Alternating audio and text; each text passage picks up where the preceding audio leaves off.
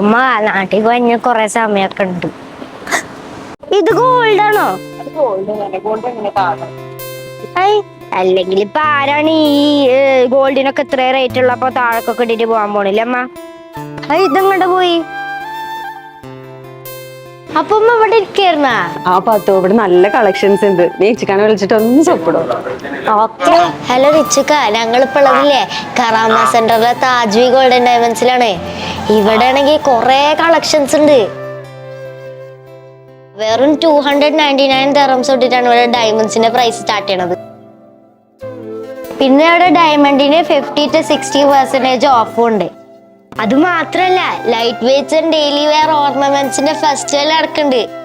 പിന്നെ ഇവിടെ antique and temple കളക്ഷൻസിന്റെ മേക്കിംഗ് ചാർജിൽ ഹാഫ് പേ ബാക്കും ഉണ്ട്.